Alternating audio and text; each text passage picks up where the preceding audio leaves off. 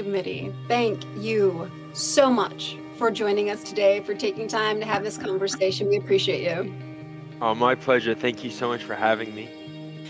Let me just start out by saying triumph. So it's a noun, and it is a great victory of achievement. Your film lives up to this, like verbatim, truly. Well, thank you. I mean, it is such a win for being a tool to help to remove the stigma that surrounds disability. And it's phenomenal. It's amazing. So thank you. I haven't watched it yet. I'm planning on watching it probably tonight. I just got the link last night, but I'm really excited. No worries. Well, I hope y'all enjoy, man. This film has been a labor of love. I've been working on this film over 5 years now, so. Wow. That's amazing. Well, it certainly shows. Jack and I watched it last night, and RJ, the number of tears, but happy tears, sad tears, all the tears for years, like just so good. Thank you. Yeah. So as we, so Allie, founder of Awareness Ties, but who you may not know, I'd like to introduce you to, RJ, is our Matthew Walzer. He's our official ambassador for disabilities awareness. And we are just honored that you can be here with us to have this conversation again. So, yeah. A pleasure. RJ, it's so great to talk to you. And I don't know if you know this or know me for maybe reading about me online or whatnot, but I have CP myself, spastic diplegia, and I can't tie my shoes. So when I was in high school, I wrote a letter to Nike, and it sparked the whole Fly's line of shoes. So it's really amazing. Incredible to speak to you. Well, hey, man, you've. Go ahead. Sorry. No, I mean, it's amazing to speak to you because you're not just affecting like one person in your own life. You're affecting so many millions of people that have the same thing. That it's not just cerebral palsy, but so many aspects. People don't realize the luxury of having dexterity and having the abilities to just be able to live without having to run into roadblocks, And it should be a simple thing, but it's for some reason it's always overlooked. It's exactly. I just feel like people with disabilities as a whole, and I don't know if you feel the same way to a certain extent, but are just so overlooked in general, Yep. So. No, I agree. I think though there's a lot of changes that have happened over the last decade with social media and mass media being able to just everyone has access to it now. But I think a lot of times it comes to our own humanity of why we are hesitant with disabilities, because everyone could be affected by disability. You could just be walking down the street and next thing you know you wake up in a hospital and can't move, and it's a very common thing, but people like to shove it away because it's too real for a lot of people, and I think that's a big step in that. Mm-hmm. Absolutely. So, Allie, can we start with the questions? If you have anything yes, let's go. No, I didn't know. I just didn't want to be like, all right, so question number one. Question number one is... So question number one. All right, so I got the first three, and then Allie is going to do the last two. So, awesome. So RJ, obviously, your biggest role that put you on the map is Breaking Bad, and I just want to say that I started watching it when they put it on Netflix. It was like graduating high school this summer, going into college, and I think you come in the second episode, right? When I'm in the beginning. I'm beginning. Okay, maybe. Yeah. But the first time I remember seeing you was in the clothing store. Yeah, and, that's in the pilot. Yeah, I'm thinking of the pilot. I'm sorry. No, you're good. You're good. And see you come out of the dressing room and this guy with canes, and I'm like, no way. I mean, like, Walter has a son, with disability, and I'm looking it up, and it's like, oh my god, it's played actually by someone with with CP. It's not just like let's stick canes on some dude and tell him to walk. You know what I mean? So know exactly what you that mean. that was really cool. And looking back on it, it's funny how life goes to be talking to you now. But anyway, so for real, the first question is, what are your thoughts on the representation of talent in the acting and entertainment, let's say modeling industry for people with disabilities? And what I mean by representation is not necessarily like, you know, how easy it is to get an agent, but like a representation, like we always as a whole thing now is talk as a minority, you know. Yeah, no, I understand completely, and that's one of the jobs that I one of the hats I wear is working on getting more inclusivity and representation of groups, and not just disability, but all groups, but disability being my group. Very, very focused on that. And, you know, over the last 20 years, I've been working in the industry. I started Breaking Bad when I was 13 years old, and you know, I didn't really see a lot of representation of people that represent me. I think the closest one I had was Forrest Gump, and that was played by a person with an able-bodied person, which I did not can understand. I grew up in a weird way where everyone in my life had some disability or another.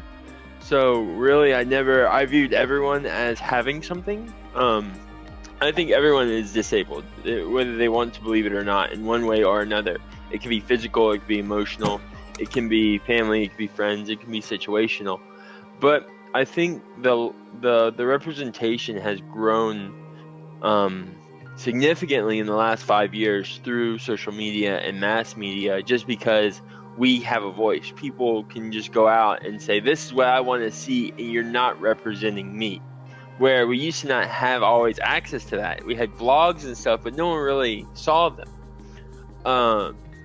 But I've seen a positive change for the industries, just because it's inevitable. You know, this is 15% of the world's population is estimated to have a disability, like a actual categorized, diagnosed disability is 15% of the world's population, and that's really, if you think about it, that's more. There's more than that. If you talk about everyone that's not diagnosed, everyone that's not being treated, or even knows that they even have something. A lot of people go through life not knowing, and then one day they go, oh, by the way, you wonder why you can't do this, or you wonder why you're not sleeping or doing this, you have X, and here you go. And welcome to the community. And I've seen a large growth. You know, it's hard because this industry is not an easy industry. People see it on Twitter and Instagram and TikToks, and they see TVs and movies and they go, oh, I want to do that, and I just want to do it. But they don't realize, like, Triumph has been over 5 years of work, hundreds, thousands of dollars into it, hundreds of millions of hours of time and dedication go into these projects, and people just want the instant gratification. But over the last decade, I've seen a lot of change when it comes to more inclusion, more accessibility, more just opportunities for people. Yes, you still get a lot of people that are able-bodied that are playing people with disabilities, but you know, I think it's a double-edged sword. I think at the same time, we need more people with notoriety portraying roles to get mass media interested, and to get the communities engaged in talking about what we want to see and what we don't want to see. And now we have a platform for that, and we have the ability to say, I want to see this type of film, I don't want to see this type of content. Right. And the second part to this question is, what would you like the industry to know about, let's say, actors and actresses with disabilities, and what they can bring to the table for a role? You know, I think the biggest thing is that having a disability does not make you a liability. You know, there's been a big issue when it comes to not just entertainment industry, but industry as a whole, manufacturing and producing and packaging and businesses. They have this misconception that disability equals a liability. And it's subconsciously about that. And really, it's the opposite. Disability is an asset. It's knowledge. It's power, empowerment. And its case studies have shown when businesses hire individuals with disabilities, it raises morale of the workers and increases productivity amongst the workers with and without disabilities. So awesome. It's a positive. It's a positive. Mm-hmm. Mm-hmm. What about just like as far as someone you have a group, you know, an director and a producer, you know, putting together a film, and maybe someone brings up the idea of, you know, an actor with a disability in a lead role, or, you know. I say do it. I say do it, man. Do it. Hire them. Put that person in that lead role. Because that's what we need to get stronger leaders, to get stronger people in the industry, is those producers to go on a limb and say, all right, we're going to do this. And it may not make money, but we know there's a market for it. You know, it was estimated like $2 billion of resources in the disability community a year, just in expendable funds. And that's the thing, is like there's a whole consumerism that just isn't being utilized properly. But to utilize it, we need actors with disabilities that have the training, that have the skills, that have been given the opportunities that everyone else has been given. Right. And that's, I think, where our great divide is that people aren't getting the opportunities they deserve. That's a very, very good answer. Really good. I like that a lot. What would you say? What advice would you give to an actor or actress with a disability who's looking to get into movies and TV? Keep the grind. Yeah, keep the grind, man. I've been very lucky that I've worked over the last 16, 17 years in this industry now, and you know it's hard. You know, you'd think Breaking Bad, right? Open every door for me. But the thing is a lot of them just shut in your face. And it's not an easy industry. You know, I'll go on 30 auditions, 40 auditions, 100 auditions sometimes a year. And do you know how many jobs I get? Sometimes 0. Yeah. Sometimes none. Sometimes just one. And that's the thing, is like it's about perseverance. It's about being in front of the casting directors, being in front of the producers, getting in the room and staying in the room. And when I say staying in the room, not just in that one room, but keep coming back to it. Keep coming back to those same people and showing that staying power, that I'm here. I'm not just trying to act because it's cool. I'm here because this is my career. And that's where a lot of people mess up in the industry, is that they'll come for one day, right? They'll come for one season, and they'll do all the things, and then they'll be like, I didn't get a job. I'm not doing that again. Well, you're one of hundreds of thousands of millions of people that are also trying to get that one job. Right. And that's something that people forget. But it's even harder for people with disabilities. But that's why we got to stay in the room. That's why we got to continue to push forward. That's why we got to show ourselves and be like, hey, I'm here because this is the path, this is the career I want. And when you show that, people will hire you. That's awesome. Stay in the room. I love that. I love that. Mm-hmm. Yeah, for sure.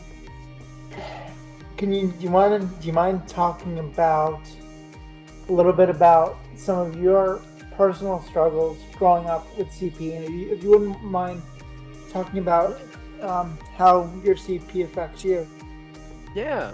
So I was diagnosed at 2 with spastic cerebral palsy, and it was fine gross motor skills, hand-eye coordination, speech.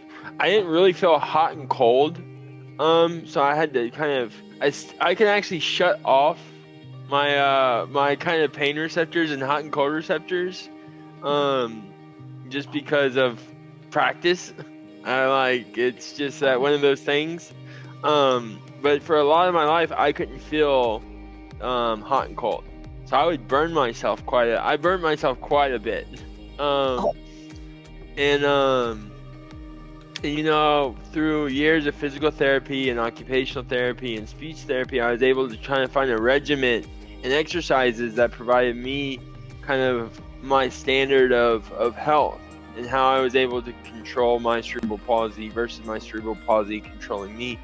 And that was through stretching and leg immobilizers and AFOs and SNAFOs, which are braces on my legs. I did feet binding from 3 to 13. I spent 6 months out of the year in casts, and the other 6 were in braces. And I did that for 10 years, 12 years. And luckily, through just stretching and stretching and stretching and more stretching, was able to kind of just be able to get my body into a standard of like, okay, this is my gait, these are how I walk, this is kind of the rhythm, and being able to just control that, and everything I do is methodical. So even every second, everything I say, I've already thought about it before I said it. And then just really being able to stay on top of the physical aspects of cerebral palsy, because it's for people that don't know, it's just like a big rubber band. Your whole body's a rubber band. And so what happens if you let that rubber band go? It snaps back together. So initially, like, if you have spastic cerebral palsy or spasticity in general, your natural body position is the fetal position. Yeah. That's where your body wants to go. That's where it wants to go back to. It does not want to stand up straight. It does not want to have these excess movements. It wants to curl up into a ball.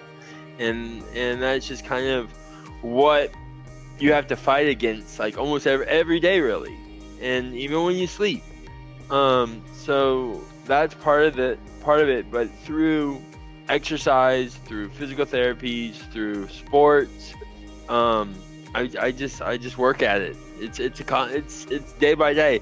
Even now, last night I was laying in bed and my arm curled up, and I was like, oh, I gotta work on that. Wow.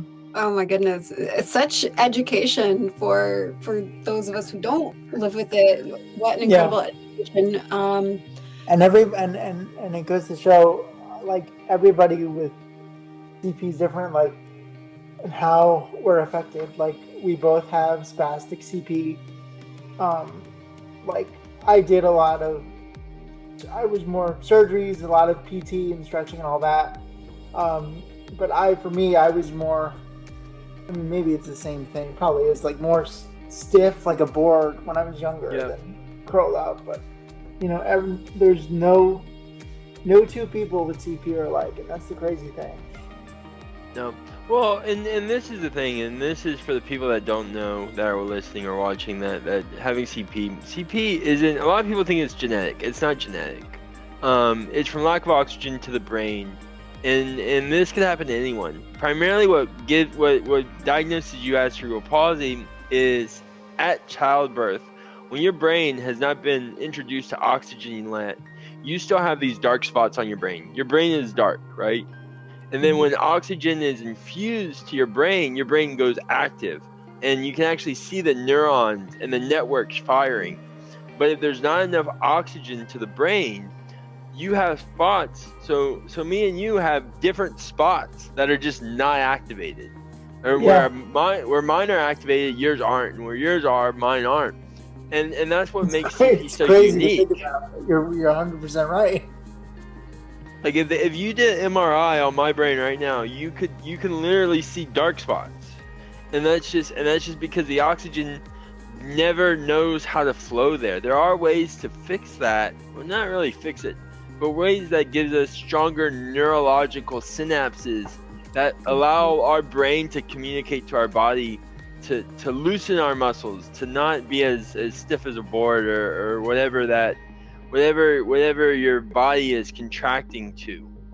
And it's different though. So many people, and usually if you have cerebral palsy, you don't just have CP, you have multiple disabilities.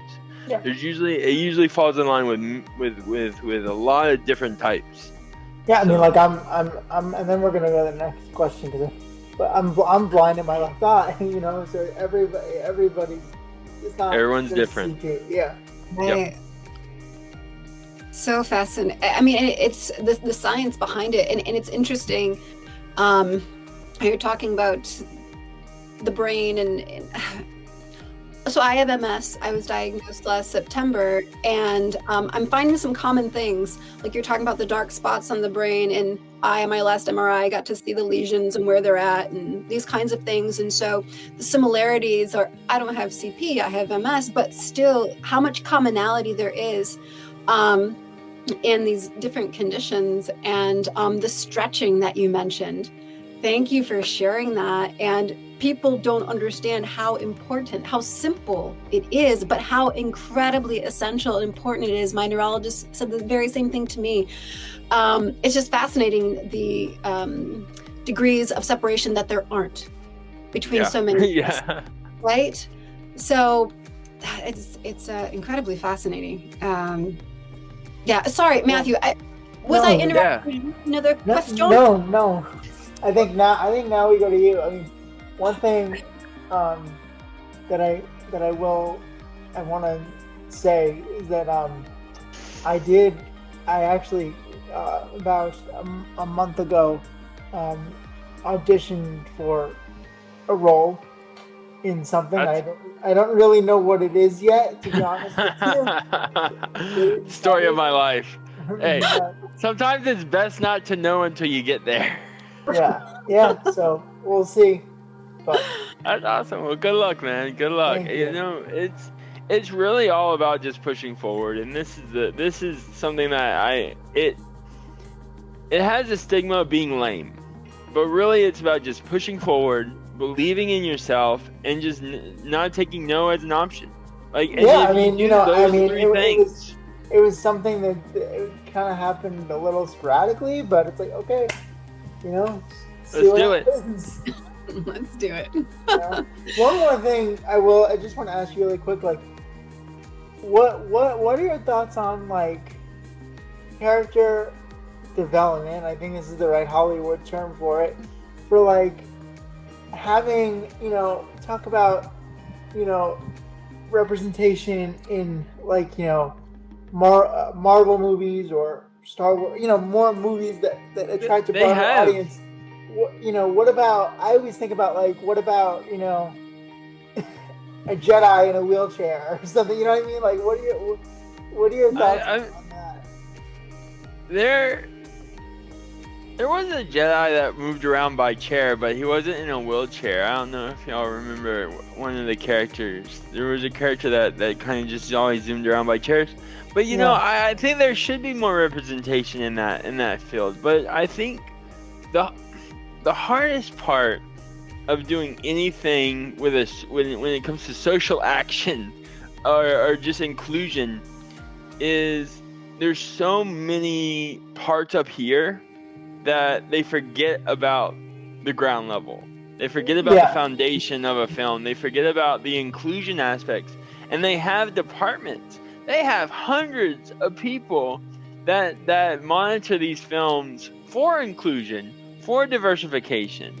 And that's why over the last 5 years, you've seen more people of color, more women leads, and slowly more individuals with disabilities.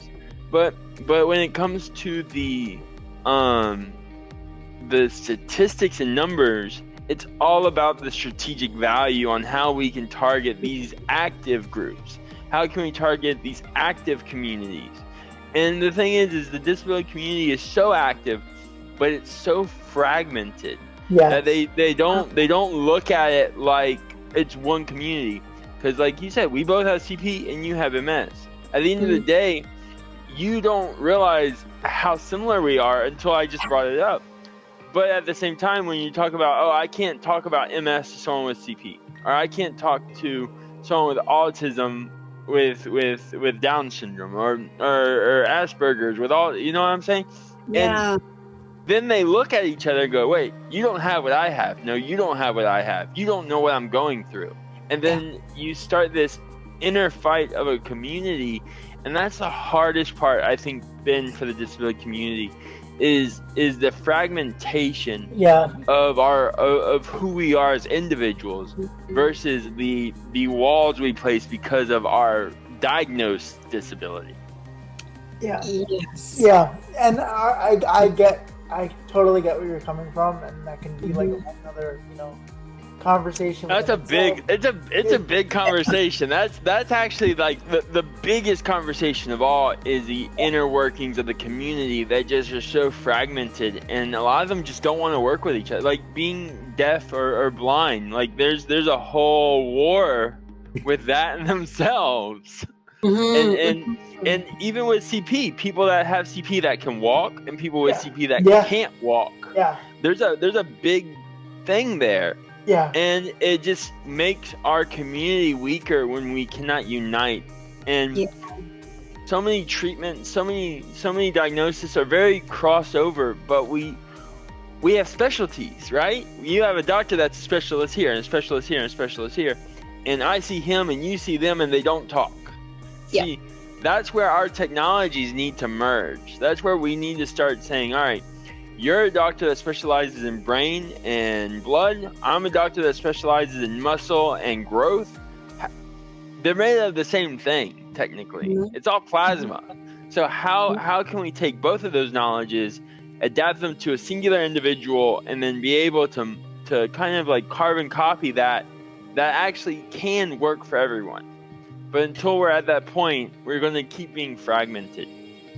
That's so well said and exactly aligned with, so awareness ties, we represent a number of different causes, right? And we acknowledge each one of these causes, but we also have our table of causes, which looks like a periodic table of elements, And so to realize that we are all we might have this, but like you're saying, because you have CP, you might have something else too, or something else none of us just have one cause. Most of us have many causes that we're tied to. So to your point, to be able to say that we all are connected and it's the human cause that connects each and every one of us. So, but I hear you. So being siloed, being segmented, being a hindrance, because when are we going to get it through our heads that it's not about competition, it's about collaboration. And if we can do that, how much faster we would move, right? Exactly. Oh, I mean, it would be unprecedented how quickly things can move forward. But the problem is just accessibility to those things have turned into a competition. And sadly, that's the mentality that we have, is that we're like, if we don't fight for it, we're not going to get it. And sadly, that's true for a lot of situations. But at the same time, though, we have the technology, we have the society, we have the ability to conversate like this and positively project this inclusivity, not just for things that are able-bodied, but even within our own community of the disability world. So Right. No, well, wow. Yeah, wonderful points made there for sure. I want to switch gears for a moment and get a little personal, if you don't mind. Go for it. So in your film, in Triumph, you play the role of Mike, who is a teen with CP, who pushes himself to join the high school wrestling team. Mike gets bullied. Is this something that you can personally relate to when you were growing up with CP? I personally think everyone can relate to bullying, whether they want to believe it or not. I mean, I think everyone in one way or another has been bullied or is being bullied. You don't have to be a kid to be bullied. There are adults that are being pushed around right now at businesses, at jobs that they hate, and power tripped people that have the ability to place authorities. And I did get bullied when I was a kid, and it wasn't so much like name calling or anything. I had some physical stuff where like I was running in gym class and someone grabbed my hoodie and pulled me pulled me down to the ground, and like they're like, "Oh, get up quick!" And like I had my hand broken and stuff like that, and it wasn't mean to be as aggressive, but you know, I think the bigger thing is when you have a bully, bullying is a cry for help. Bullying is someone that is being put into a position that they need to feel powerful. So whatever is happening at home, whatever is happening in their life outside of that situation, is making them compress and feel weak and feel helpless, and it's training them to go, okay, this is power. By placing my authority onto you, I am now powerful. And that's the bully mentality. And that's something that we have to look at on a psychological level, because there's an aspect of that where that person needs help in his own right. That person is being bullied or is learning this behavior from poor living situation, from poor environment, from whatever that may be. And so I don't really look at bullies I don't look at bullying as bullying. I look at bullying as a cry for help. Because that's probably pushing or whatever they're doing to you is probably more interaction than they're ever getting at home. And so we have to look at that in a way where, how can you diffuse the situation? If you are being bullied, if you are being intimidated or manipulated or whatever that may be, how can you recognize the situation, diffuse the situation, and combat back and say, look, why are you doing this to me? Why are you confronting me? Why is it this? And you'll get BS answers because you're weak, because you're slow, because you're all these things, right? But there's a bigger factor in that. That's a perception. That's not the reality. And that's something that I think is very hard for a lot of people to kind of understand and get, because they say, all right, in bullying, like, right? You hear a lot about in bullying. Stop bullying. You can't. That's not. If you could do that, we would have world peace. Like, that's just a fact. That's like, because everything starts with that's not your toy. That's my toy. That's not your oil. That's my oil. That's not your country. It's my country. Like that's initially all bullying. It's all being powered place. And you know, I think it's so important to have representation. And you know, what I really like about Triumph is that we show bullying, and then we show the diffusing of the situation. Yeah. We show how that individual, yes, was being bullied, and now the bully is his friend or somewhat respects him. You know, and in my case, that's what happened to me with my bullies, is that I stood up for myself. And I was initially like, you want a piece? Come at me. Yeah. And like, you're not going to get me from behind anymore. You're not going to get me from the side. I'm here, I'm facing you. And you know what was wild is, in that one instant, I became friends. Like, it was like, oh, I can't just like push you around. And I stood my ground. And you would be surprised, if you stand up for what you believe, and if you stand up for yourself, how far that will get you. People just don't do it. People are always afraid. And when you're at home, you're afraid. And when you go to work, you're afraid. And you're just like, I'm just trying to get through the day. No, don't just try to get through the day. Own your day. Own your life. That it's your day. It's not their day. People can ruin your day and take your day from you, yes. But the good news is, there's a new one tomorrow where you can claim that day. Right. Yeah. Right. Absolutely. Wow. I need to be taking notes. I mean, I'm glad this is recorded right now. So many things I need to like put on a sticky and like put right in front of me, so I see it always. Do it. Speaking more about the film, there are so many, like, I almost was tripping over insights that could be gained, as I was watching the film. So many insights to be gained from the relationships that your character has, the relationships that Mike has with his kids at school, with his coach, with his father.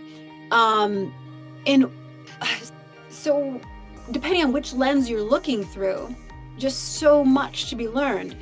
That said, if there was only one thing that someone sitting in the audience watching, what is the one thing that you would say? If you take away any one thing, this is it. Because there's a lot of things. I think the biggest thing is it doesn't matter if you win or lose, just not to give up. You know, I fail all the time. Like I've had decades setbacks sometimes, and like I paid for them with time and money and resources, and I'll never get them back. But I either could have continued to dwell and wallow in my failure, or I could learn from my failure and grow from it and be able to utilize it to the next project and the next job and the next goals of like, okay, this is where I fell short. I know not to do that. I know how to overcome that now. I'm not going to get blindsided with this. All right, so now where's my next steps? How can I keep pushing forward when everyone says you're stupid? That's a bad idea. No. And what's funny is anytime I've ever had a great idea, people all said, "Oh my God, it's amazing, it's amazing, it's amazing." They usually run off with it. Yeah. And every time I've ever been called stupid, which is like all the time, I'm like, man, that's so stupid. That's not gonna work. That's not gonna be this. That's impossible. You're an idiot. Like it happens like all the time, still today. Those are usually my more successful projects. And what's awesome is no one wants them. Winning. It's like, but the thing is winning doesn't always look like winning when you're in it. Yeah. You know, that's the big thing. Yeah. It's like you could be winning, but when you're in it, it doesn't always feel like winning. So you gotta just enjoy it and keep the grind. Keep the grind. Yeah. Wow. Yeah. Actually, that's great advice. I just learned where the grind comes from. The daily grind. Do y'all know where it comes from?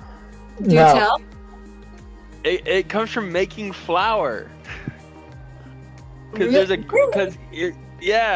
daily grind. Because back in the day, they would do a daily grind to make flour, and they would have to do it every day, or they would starve. So they would just drop wheat into a big old stone, and they would grind it, and that's initially where the daily grind came from. I love that. Did not know. Did not know. I didn't either until TikTok. The value of TikTok, how it grows. About the value of media. Oh, it's wild. Media is wild. Oh my goodness. Now I feel like I need to share a term that maybe no one has known the reason behind. But I don't have it off the top of my brain. What I do have is so much thanks and gratitude for you taking your time to speak with us and to get real and be raw with us. And these are the conversations that help us all become a bit more aware now.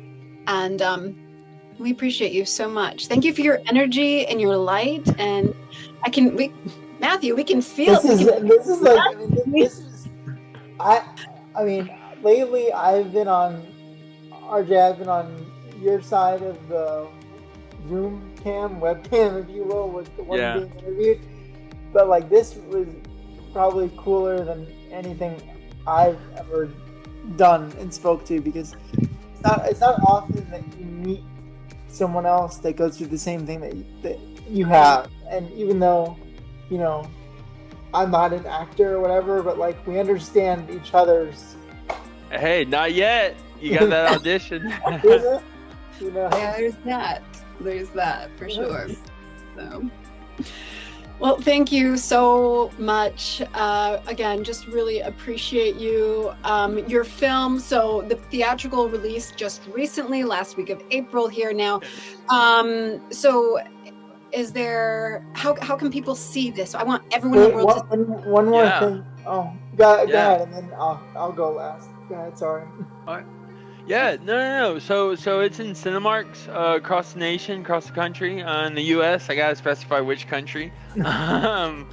but going to VOD, video on demand, in a couple of months. You know, like I said earlier, this project has been a labor of love. We've been working on this for 5 years. Michael Coffey, the creator, and this is one of the things that I love to share about this project.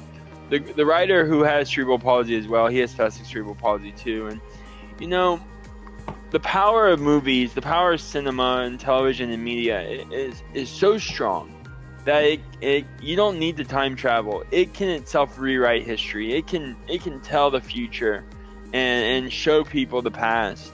And that's something that I think is so unique to what Triumph is that this is a story of a young man who wants to achieve his goals and wants to grow and live his life.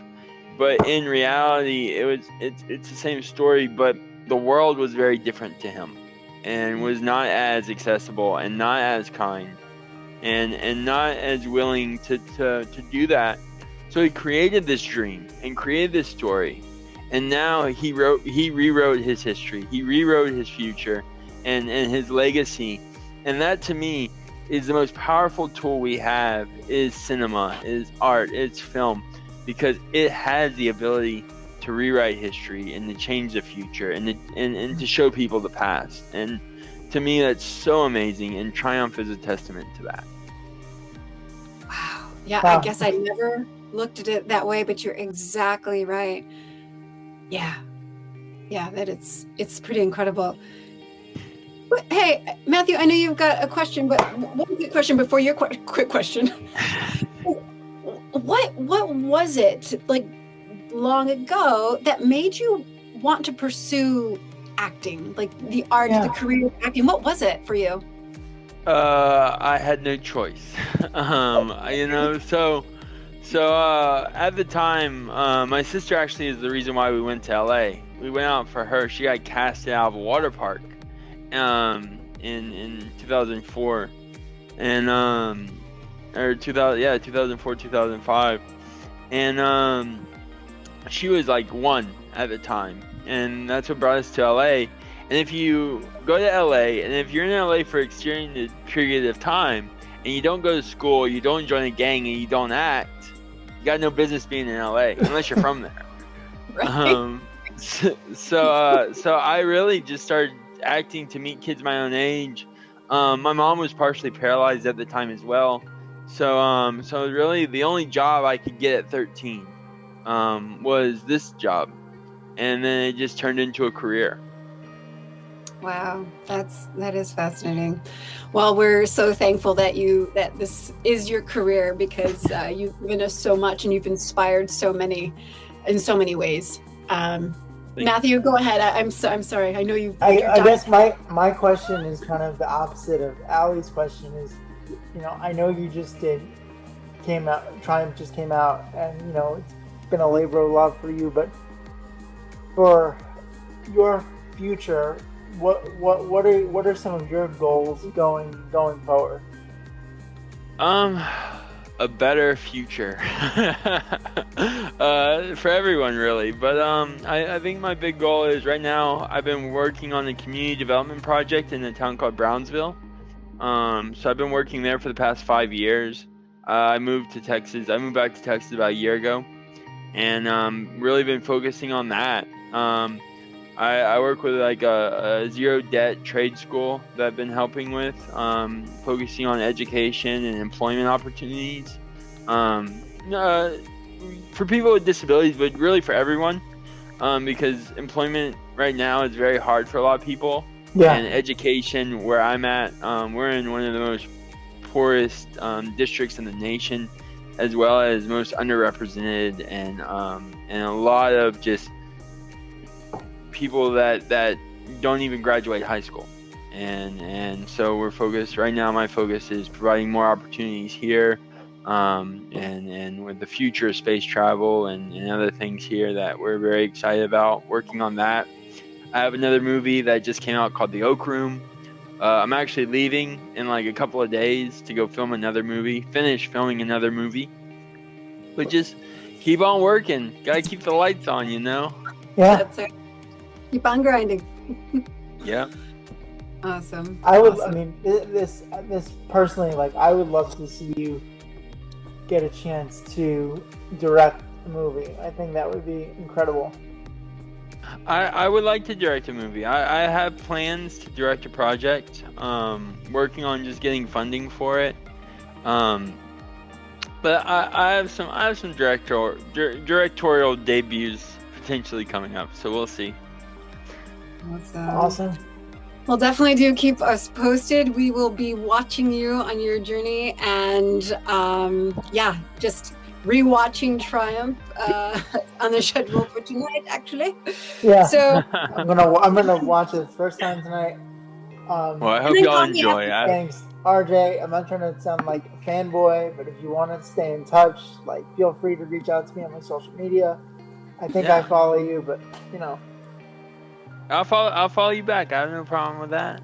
Cool, man. What's your Instagram name? It's just Matthew Walzer. Got you. Okay. Cool. Appreciate thank it. you Definitely. so No much worries. today. It's been such a treat. Keep rocking it like you do, and thank you for helping us all become a bit more aware now. Thank you. Well, hey, it's a pleasure to be here. Thank y'all for having me.